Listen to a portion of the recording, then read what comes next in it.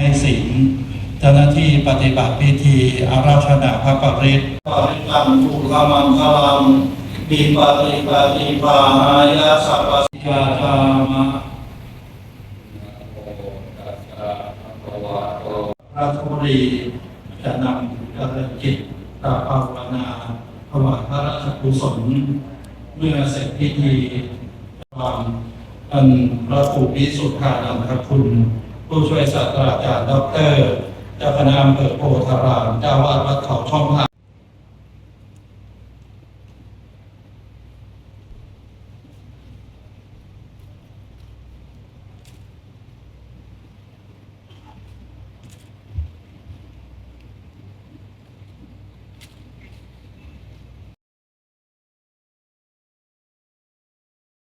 น้อยเบื้องหน้าพระสายาลักษณ์สมเด็จพระนางเจ้าสิริกิติ์พระบรมราชินีนาถพระบรมราชชนนีพันปีหลวง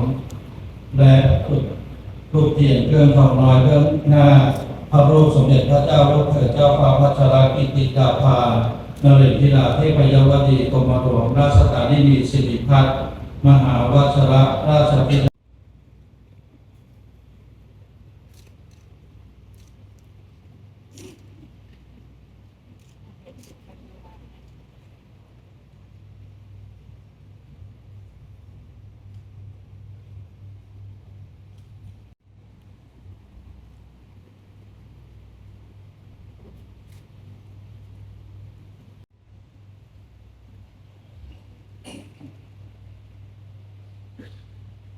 สารนังคัจฉามิทุติยัมปิธัมมังสรณังคัจฉามิทุติยัมปิธัมมังสรณังคัจฉามิทุติยัมปิสังฆังสรณังคัจฉามิทุติยัมปิสังฆังสรณังคัจฉามิตติยัมปิพุทธังสรณังคัจฉามิตติยัมปิพุทธังสรณังคัจฉามิตติยัมปิธัมมังสรณังคัจฉามิตติยัมปิธัมมังสรณังคัจฉามิตติยัมปิสังฆังสรณังคัจฉามิเวรมณีสิกขาปะทังสมาธิยามิมุสาวาทาเว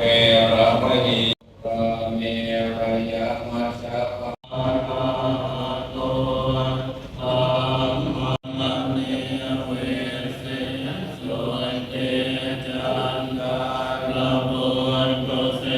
นกินจิตริวัจเจติสัพพัญญิทังโท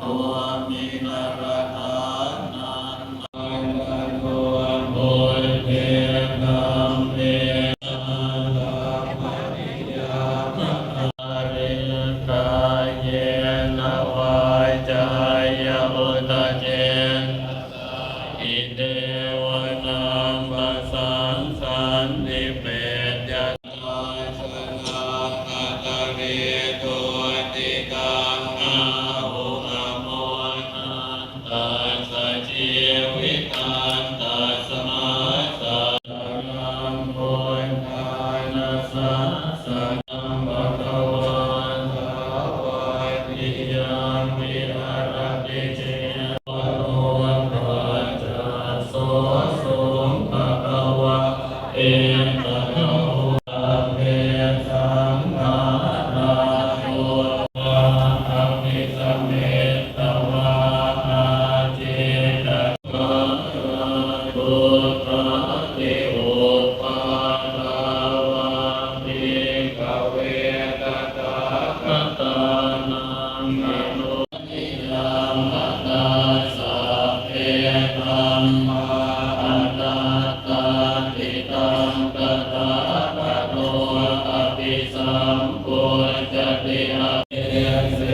ติปัญญาเปติปันตเปติวิวรติวิปัสสติโหตานิกโรติสัพเพธัมมาอนัตตายาสัพเพสังฆาสุขาติยาปัญญายาปัสสติอัตติทินตติโตเอสมาโควิสุทธิยาสัพเพ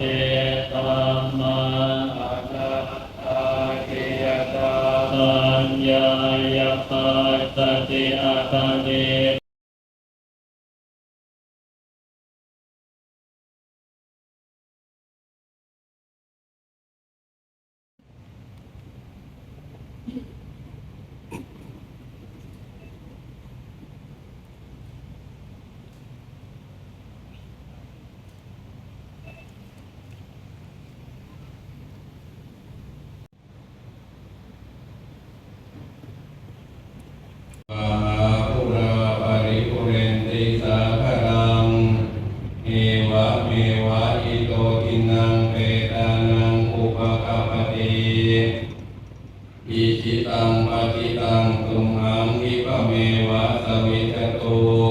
สัพเพปุเรนตุสังกปายันโทปันนะระโสยะถามณิโชติระโสยะถาวิวัจจันตุสัพพะโรโควินาศตุมาเตภวันวันตรายโยสุขีทีขายุโกภ